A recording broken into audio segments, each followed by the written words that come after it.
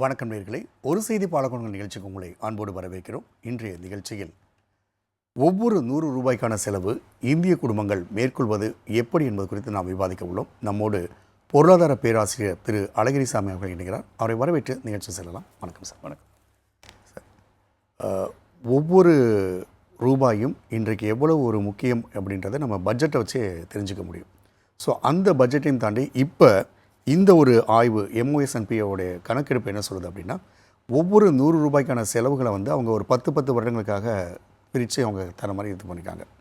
அதில் இந்திய குடும்பங்கள் இந்த செலவினை எவ்வாறு மேற்கொள்கிறார்கள் அப்படி சொல்லும்பொழுது நகர்ப்புறங்களுக்கும் கிராமப்புறங்களுக்குமான ஒரு வித்தியாசத்தை அவங்க இதில் கொடுக்குறாங்க.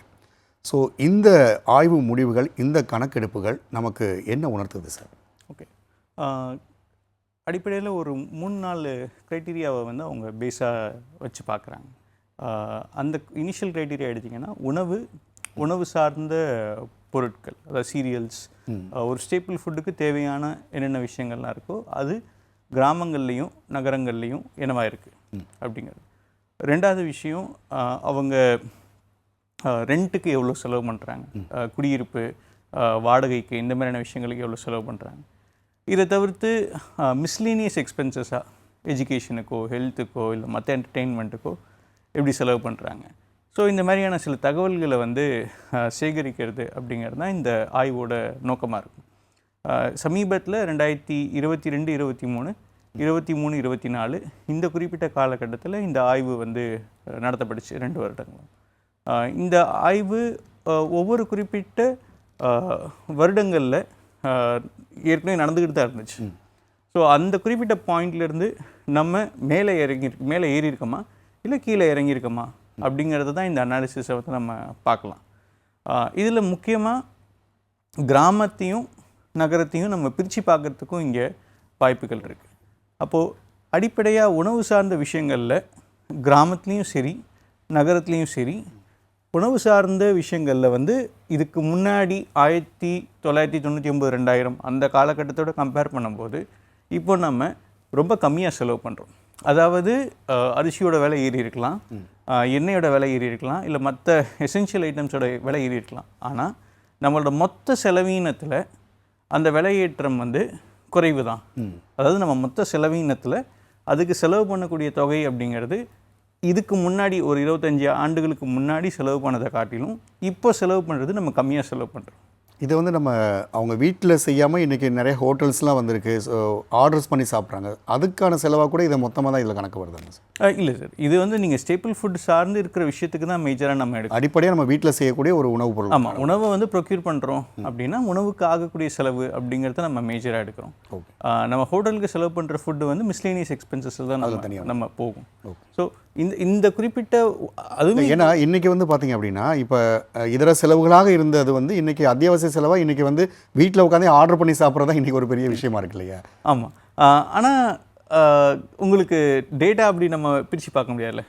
இருக்கிற ஒரு 100 கோடி குடும்பங்கள் இருக்குது. அதில் சில குறிப்பிட்ட சாம்பிள்ஸை மட்டும் எடுக்கிறோன்னா அதில் எவ்வளோ பேர் ஹோட்டலில் சாப்பிட்றாங்க, எவ்வளோ பேர் வீட்டில் சாப்பிட்றாங்கன்னு எடுக்க முடியாது. நம்ம டேட்டாவை எடுக்கும்போது செலவு தொகை மட்டும் சிங்க்ரனஸ் தன்மை வேணும், அதாவது ஒரு சமத்துவ தன்மை வேணும்ல, அதை அனலைஸ் பண்ணுறதுக்காக. அப்போ நம்ம உணவு சார்ந்து எவ்வளோ செலவு பண்ணுறாங்க அப்படிங்கிற விஷயத்தை தான் நம்ம மேஜராக பார்க்க முடியும். அப்போது அது கிராமத்துலேயும் சரி நகரத்துலேயும் சரி கம்மியாக இருக்குது. இதே நீங்கள் அதோட நம்பர்ஸ் எடுத்து பார்க்கும்போது கிராமங்களில் ஆக்சுவலாக நகரத்தை விட கூட இருக்கும்.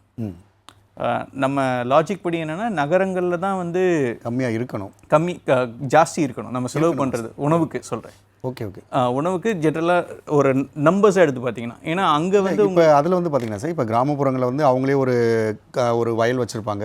அங்கேருந்து வரக்கூடிய இதெல்லாம் அவங்க எடுத்துக்கும் போது அப்போ அது கன்சம்ஷன் கம்மியாக தானே ஆகும். கம்மியாக தான் இருக்கணும், கரெக்டுங்களா? அதாவது அதோட செலவு கம்மியாக தான் இருக்கணும். ஆனால் நம்ம இங்கே என்ன பார்க்குறோன்னா பர்சன்டேஜில் பார்க்கணும். ஓகே, ரைட்டுங்களா? அப்போ பர்சன்டேஜில் பார்க்கும்போது கிராமத்தில் உங்களுக்கு உணவு தவிர்த்து மற்ற செலவுகள் அப்படிங்கிறது கம்மியாக இருக்கிறதுனால, இப்போ நீங்கள் கிராமத்தில் ஒரு 1000 ரூபா வருமானம் இருக்குது, அதில் ஒரு 400 ரூபா இதுக்கு செலவாயிருக்கும், மற்ற விஷயத்துக்கு 600 ரூபா தான் இருக்கும். அப்படின்னா நகரத்தில் உங்களோட செலவு இப்போ உதாரணத்துக்கு ஒரு 5000 ரூபாவாக இருக்கலாம். ஓகே, அதில் உங்களோட உணவு சார்ந்த செலவு 1000 ரூபாவாக இருக்கலாம். ஆனால் அது இங்கே 20% அது மாறிடும், அங்கே 40% அது நிற்கும். ஸோ இது பர்சன்டேஜ் வைஸாக இங்கே பார்க்க வேண்டிய கணக்கில் எடுக்கும்போது கிராமங்கள் நகரங்கள் 2 இடத்துலையுமே நம்ம 25 வருஷத்தில் வந்து செலவு வந்து கம்மியாக இருக்குது. ஆனால் இன்றைக்கும் கிராமத்தில் உணவு சார்ந்த செலவுகள் வந்து பர்சன்டேஜாக எடுக்கும்போது வந்து கூட இருக்குது. ஓகே. நகரத்தில் பர்சன்டேஜாக எடுக்கும்போது கம்மியாக இருக்குது. இது ஃபஸ்ட்டு விஷயமா பார்க்கலாம். ரெண்டாவது விஷயம், உணவுக்கு அடுத்து நம்ம வந்து இருப்பிடம் அப்படிங்கிறது பார்க்கலாம். இப்போ இருப்பிடம் எடுத்துக்கிட்டோம் அப்படின்னா இனிஷியலாக கிராமங்களில் 0.5% ஆட்கள் தான் வந்து இந்த குறிப்பிட்ட வாடகை வீட்டில் இருக்கிற கான்செப்டில் இருக்கிறாங்க, அவங்களோட செலவுகள் மொத்த செலவுகளில். ஏன் அப்படின்னா மெஜாரிட்டி கிராமங்களில் உங்களுக்கு வந்து சொந்த வீடு இருக்கிறவங்க ஜாஸ்தி இருப்பாங்க.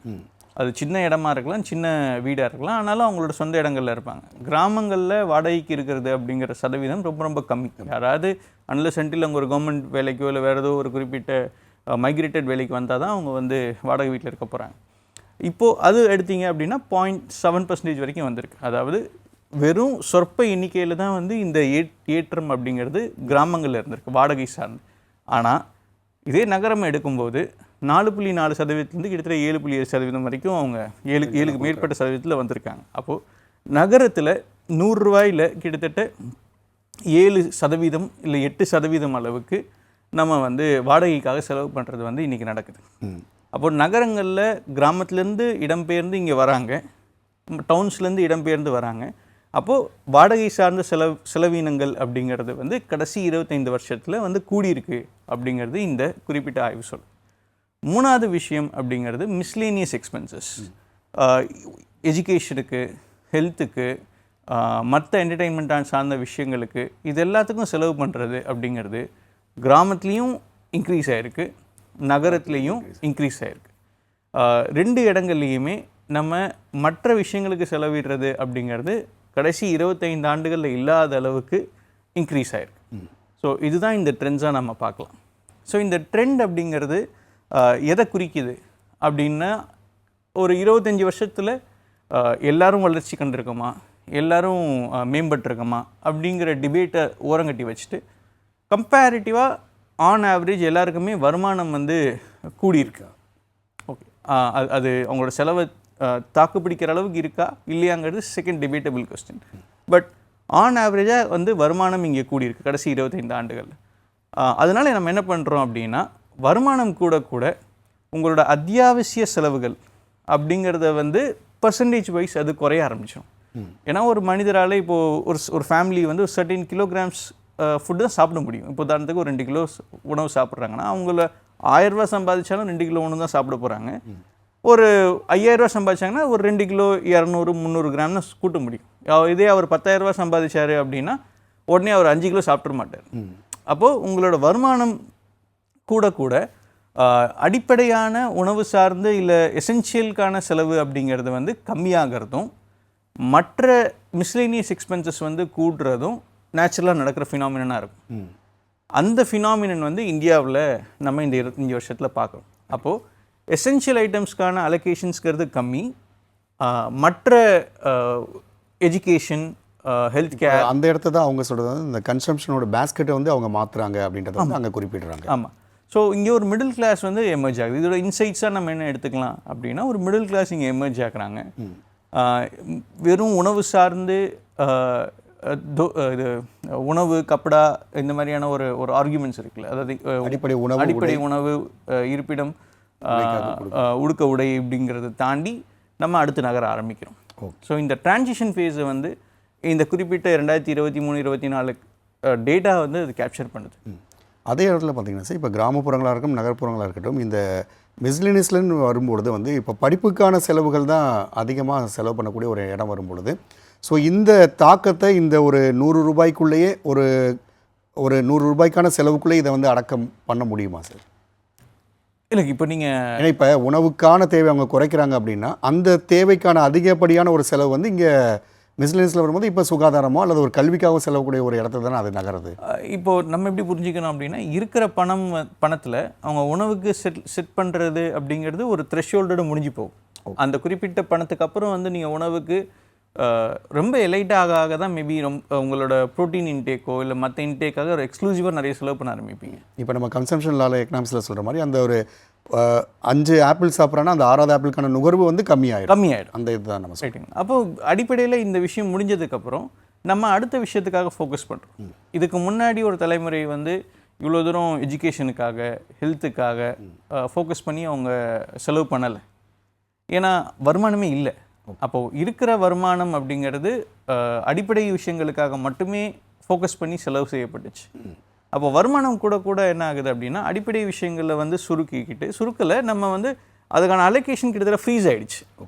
இப்போ இதில் நம்ம எக்கனாமிக்ஸில் சொல்கிற மாதிரி இப்போ one side consumption one side ப்ரைஸோட இன்க்ரீஸும் இதில் நம்ம வந்து இப்போ ப்ரைஸோட இன்க்ரீஸ் அப்படிங்கிறது இங்கே இன்க்ரீஸ் ஆகிட்டு தான் இருக்குது. ஓகே இந்த கடைசி ஒரு 25 வருஷத்தில் நம்ம இன்ஃப்ளேட்டட் ஆகிட்டு தான் இருக்கும். ப்ரைஸ் வந்து இன்க்ரீஸ் ஆகிட்டு தான் செய்யுது. ஆனால் இந்த குறிப்பிட்ட டேட்டாவில் நம்ம கேப்சர் பண்ணுறது வெறும் பர்சன்டேஜ் வைஸாக இருக்கிறதுனால நம்மளோட ப்ரைஸோட இன்ஃப்ளேஷன் அப்படிங்கிறது வந்து நம்மளால் இந்த குறிப்பிட்ட டேட்டாவில் கேப்சர் பண்ண முடியல. ஓகே. ஆனால் இந்த 25 வருஷத்தில் நம்ம எடுக்கிற நம்பர்ஸை வச்சு பார்க்கும்போது இன்ஃப்ளேஷன் அப்படிங்கிறது கிட்டத்தட்ட 10 மடங்கு நம்மளுக்கு இன்க்ரீஸ் ஆகிருக்கு. அது நம்மளோட கோல்டு ப்ரைஸ்லேயோ இல்லை மற்ற விஷயங்களையோ உங்களுக்கு டைரெக்டாக அது ரெஃப்ளெக்ட் ஆகலாம். அதாவது ஒரு நிகரான இன்னொரு ஒரு வேல்யூன்னு வச்சுக்கோங்களேன். கண்டிப்பாக உங்களுக்கு நார்மல் எசென்ஷியலாக இருக்கக்கூடிய அந்த உணவுலையும் இந்த ப்ரைஸோட தாக்கம் இருக்குது, ரெண்டல்லையும் இந்த ப்ரைஸோட தாக்கம் இருக்குது, எல்லாத்துலேயுமே இது இருக்குது. ஆனால் நம்ம வருமானம் கம்பேரிட்டிவாக ஓரளவு இன்க்ரீஸ் ஆகிருக்கு. ஸோ அதனால வந்து நம்ம இந்த விலைவாசி ஏற்றம் அப்படிங்கிறது நம்மளால் பேலன்ஸ் பண்ண முடிகிற அளவுக்கு இந்த டேட்டாவில் கேப்சர் ஆகிருக்கு அப்படின்னு தான் நம்ம புரிஞ்சிக்க முடியுமே தவிர்த்து மற்றபடி இதில் விலைவாசியே ஏறலை, இது எல்லாமே ரொம்ப கையடக்கத்துக்குள்ளே தான் இருக்குது அப்படின்னு நம்ம இங்கே சொல்ல வரல. இந்த இண்டிகேஷன் இருக்கும்பொழுது இதை வந்து இப்போ ஒரு அரசு இதை ஒரு அடுத்த ஒரு திட்டங்களாக செயல்படுத்தக்கூடியதாக இருக்கட்டும் அல்லது ஒரு பட்ஜெட்டாகவே போடக்கூடியதாக இருக்கட்டும், இதை வந்து அவங்க எப்படி இதை இம்ப்ளிகேட் பண்ணுறதுக்கான ஒரு முயற்சி எடுப்பாங்க சார்? இதில் நம்ம ப்ராக்ரெசிவாக இருக்கும் அப்படிங்கிறது தான் இதோட இன்சைட்ஸாக நம்ம பார்க்குறோம். அதாவது ஒரு மிடில் கிளாஸ் அப்படிங்கிறது எமர்ஜ் ஆகுது அப்படின்னு. ஆனால் அண்டர்நீத்தாக என்ன ஆகும் அப்படின்னா இன்னொரு பக்கம் பல்வேறு டேட்டாக்களை வச்சு நம்ம இதை பார்க்க வேண்டியதாக இருக்குது. இது வெறும் கன்சம்ஷன் பேஸ்டு டேட்டா தான், அதாவது செலவீனம் சார்ந்த டேட்டா தான். வருமானம் சார்ந்த டேட்டாவை தான் நம்ம எடுத்து இன்னும் பார்க்க வேண்டியதாக இருக்குது. வருமானம் இப்போ நம்ம ஒரு நார்மலாக வந்து ஒரு கிராமப்புறங்கள்லேயே வந்து பார்த்திங்கன்னா இப்போ ஒரு 100 நாள் வேலை திட்டம்லாம் கொடுக்குறோம். ஸோ அங்கே ஒரு வருமானத்திற்கான ஒரு இடத்த வந்து நம்ம நிப்பாட்டிடுறோம். அதுக்கடுத்த ஒரு இதோட இண்டிகேட்டர் வச்சு நம்ம இன்னும் அதை இன்க்ரீஸ் பண்ணணுமா இல்லையான்றதை வந்து நம்ம அதை புரியணும் இல்லையா? ஆமாம். ஸோ வருமானம் சார்ந்த டேட்டா நம்ம கேப்சர் பண்ணுறது கிடையாது. நம்ம கேப்சர் பண்ணுறது எல்லாமே செலவீனம் சார்ந்த டேட்டாவை தான் இந்த குறிப்பிட்ட சர்வேல கேப்சர் பண்ணுறோம். அப்போது நெக்ஸ்ட் ஸ்டேஜாக வந்து வருமானம் சார்ந்த டேட்டாவை கேப்சர் பண்ணால் தான் நம்ம உண்மையிலேயே வந்து எவ்வளோ பேர் வருமானம் இன்க்ரீஸ் ஆகிருக்கு, ஒரு மீடியன், அதாவது ஒரு 100 பேர் நம்ம வந்து வரிசையில் நிற்க வச்சு சின்ன மதிப்புலேருந்து பெரிய மதிப்பு அப்படின்னு எடுத்தோன்னா நடுவில் யார் இருக்காங்க அப்படின்றது தான் மீடியன். ஸோ இந்த குறிப்பிட்ட மீடியன் இன்கம்மை தான் பல்வேறு நாடுகள் எடுத்து ஒர்க் பண்ண ஆரம்பிக்கிறாங்க. அதாவது 50% மக்கள் எவ்வளவு வாழ்வாதாரத்தில் இருக்காங்க, அதாவது அவங்களோட வருமானம் எவ்வளவா இருக்குது. இன்னொரு பக்கம் இன்னொரு 50% மக்கள் அவங்க இதுக்கு மேலே இருக்கலாம். அப்போ இவங்கள ஃபோக்கஸ் பண்ண வேண்டிய தேவை இருக்குது. இவங்களோட வருமானம் இன்க்ரீஸ் ஆனால் தான் இந்த குறிப்பிட்ட கன்சம்ஷன் சார்ந்து அவங்க செலவு பண்ணுறதையும் நம்மளால் வந்து ஒரு வெல்ஃபேரை நோக்கி அவங்க நகர்த்த முடியும். அப்படி இல்லாமல் நாட்டுடைய பொருளாதார வளர்ச்சிக்கு இங்கே தான் நம்ம பாயிண்ட். ஆமாம். அதிகமாக சம்பாதிக்கிறவங்க செலவு பண்ணுவாங்களான்றது ஒரு டவுட்ஃபுல் நம்மளுக்கு. ஆமாம். ஸோ ஏற்கனவே நம்ம இந்த உணவு சார்ந்த எக்ஸாம்பிள் சொன்ன மாதிரி வருமானம் கூட செலவீனம் அப்படிங்கிறதும் உங்களுக்கு கம்மியாக ஆரம்பிக்கும். அப்போது இந்த டேட்டா 2-3 விஷயங்கள் குறிக்குது. ஒன்று, மக்கள் வந்து நகரங்களை சார்ந்து நகர்றாங்க. கிராமங்கள்லேருந்து நகரங்கள் சார்ந்து நகர்றது வந்து நம்ம ரெண்ட் அப்படிங்கிற குறிப்பிட்ட விஷயத்துலேருந்து நம்மளால் கேப்சர் பண்ண முடியும். ரெண்டாவது விஷயம், மிஸ்லேனியஸ் எக்ஸ்பென்சஸான உங்களோட மற்ற குறிப்பிட்ட எஜுகேஷன், ஹெல்த் கேர் இல்லை என்டர்டெயின்மெண்ட் சார்ந்த விஷயங்களுக்கு அதிகம் செலவு பண்ண ஆரம்பிக்கிறாங்க. இது நம்ம எக்ஸிஸ்டிங்காக ஒரு ஃபெஸ்டிவல் சீசன்லேயோ இல்லை வந்து ஒரு மால்லையோ நம்ம கண்கூடாக பார்த்துக்கிட்டு தான் இருக்கும். அதாவது பர்த்டே செலிப்ரேட்டாக இருக்கட்டும், எதுவாக இருந்தாலும் உடனே அதை வந்து இது பண்ண சாப்பிட்றதுன்ற விட இதில் தான் அதிகமாக இருக்குது. அது சரி தப்பு அப்படின்னு நம்மளால் டேரெக்டாக சொல்ல முடியாது. ஏன்னா ஒரு கட்டத்தில் ஒரு ப்ளஷரை நோக்கி ஏதோ ஒன்று தேவைப்பட்டுட்டு தான் இருக்குது ஹியூமன் சொசைட்டிக்கு. ஸோ அதுக்கு அவங்க செலவு பண்ண ஆரம்பிக்கிறாங்க. எண்ட் ஆஃப் த டே இந்த வருமானம் அப்படிங்கிறது உண்மையிலேயே இதெல்லாம் மேனேஜ் பண்ணுற அளவுக்கு இன்க்ரீஸ் ஆகுதா, இந்த மிஸ்லேனியஸ் எக்ஸ்பென்சஸ் சார்ந்து இன்க்ரீஸ் ஆகுதா? ஏன்னா நம்ம இனிஷியல் பாலிசிஸ் எல்லாமே உணவுக்காக சப்சிடைஸ் பண்ணி அவங்களுக்கு ரைஸ் கொடுக்கறதையோ, உணவுக்காக சப்சிடைஸ் பண்ணி அவங்களுக்கு ஒரு ஆயில் கொடுக்கறதையோ இல்லை சுகர் கொடுக்கறதையோ இதை தான் நம்ம ஃபோக்கஸ் பண்ணிக்கிட்டு இருக்கோம். இப்போது இது சார்ந்து இருக்கிற கன்சர்ன்ஸ் நிறைய பேர் பேசினாங்க, எழுப்புனாங்க. அதனால் அது எல்லாருக்கும் இப்போ கிடைக்கிறதுக்கு ஏதோ ஒரு மினிமம் கேரண்டிங்கிறது நடக்குது. ஆனால் சொசைட்டி அங்கே இருக்க பொறுத்தல நெக்ஸ்ட்டு ஒரு மிஸ்லேனியஸ் எக்ஸ்பென்சஸையும் இவங்க ஏதோ ஒரு வகையில் ஒரு சப்சிடைஸ்டு ஃபார்மில் இவங்க என்ஜாய் பண்ணுறதுக்கும் கவர்மெண்ட்ஸ் ஒர்க் பண்ண வேண்டியதாக இருக்குது. ஏன்னா சொசைட்டி ஸ்விட்ச் ஆகுது. இந்த குறிப்பிட்ட விஷயங்களில் இன்ஃப்ளேஷன் இருந்தாலோ இல்லை இந்த குறிப்பிட்ட மிஸ்லினியஸ் எக்ஸ்பென்சஸ் சார்ந்திருக்கிற விஷயங்களில் வந்து இப்போ அந்த இடத்துல வந்து பார்த்தீங்கன்னா சார், இப்போ நகர்ப்புற இங்கே மேம்பாட்டு திட்டம் சொல்லிட்டு அனைவருக்குமான வீடுன்ற ஒரு திட்டத்தை இவங்க எடுத்துகிட்டு வராங்க இல்லையா? ஸோ இப்போ அடுத்த ஒரு 10 ஆண்டுகளில் ஒரு 5 ஆண்டுகள்லையோ நான் ஒரு பொதுவாக நம்மளுடைய சென்னை போன்ற ஒரு பெருநகரங்களில் இந்த ஆய்வுகள் எடுக்கும்பொழுது இந்த ரெண்ட்டுக்கான தொகை குறையக்கூடிய ஒரு வாய்ப்புகளும் இல்லை இருக்கும் இல்லையா? ஆக்சுவலாக அது உங்களுக்கு இன்னொரு தகவல் சொல்லணும்னா, நம்ம இருக்கிற மக்களை காட்டிலும் வீடு நிறைய தான் இருக்குது சிட்டியில். ஓகே. ஆனால் ஏன் வந்து ரெண்ட் இன்னும் இருக்குது அப்படின்னா, அந்த லொக்கேஷன் தான் இங்கே பிரச்சனை. அதாவது நீங்கள் வந்து போகிற வேலை இடத்துக்கும் நீங்கள் இருக்கிற இடம் தான் இங்கே பிரச்சனை. ஒரு இண்டஸ்ட்ரி வரும்போது அந்த இடத்துக்குள்ள இருக்கான தேவைகளை தேவைப்படும் போது அதுக்கேற்ற மாதிரி அவங்க ப்ரைஸை ஏற்றிக்கிட்டே தான் இருக்காங்க. நீங்கள் ஹார்ட் கோர் சிட்டியில் தான் உங்களுக்கு மேஜராக எல்லாமே உங்களுக்கு கிடைக்கிது. ஒரு பெஸ்ட் எஜுகேஷனாக நீங்கள் சொல்லலாம், இல்லை பெஸ்ட் மெடிசனாக இருக்கலாம், பெஸ்ட் ஹெல்த் கேர் சிஸ்டமாக இருக்கலாம், அரசை அணுகிறதுக்கான ஸ்பேஸாக இருக்கலாம், இது எல்லாமே மீடியாவாக இருக்கலாம். இது எல்லாமே சிட்டியோட மையத்தில் இருக்குது. ஓகே, சிட்டியை சுற்றி உங்களுக்கு வீடுகள் வந்து அவ்வளோ இருக்குது சப்சிடைஸ் ரேட்ஸில். ஆனால் அங்கேருந்து இங்கே வரத்துக்கு தான் நம்மளால் முடியாதுங்கிறதுனால சிட்டிக்குள்ளே வந்து நம்ம வந்து டம்ப் ஆகுறோம். அப்போ அங்கே தான் உங்களுக்கு ரெண்ட் வந்து இன்க்ரீஸ் ஆக ஆரம்பிக்குது. நீங்கள் சிட்டியோட கோருக்கு போகும்போது ஒரு அதே பிஹெச்கே வந்து ஒரு 30,000-40,000 இருக்கிற பிஹெச்கே வந்து சிட்டியோட அவுட்ஸ்கர்ட்டுக்கு ஒரு 30 கிலோமீட்டர் நீங்கள் தாண்டி போனீங்கன்னா வந்து 5,000-6,000 போயிடுது. நிச்சயமாக.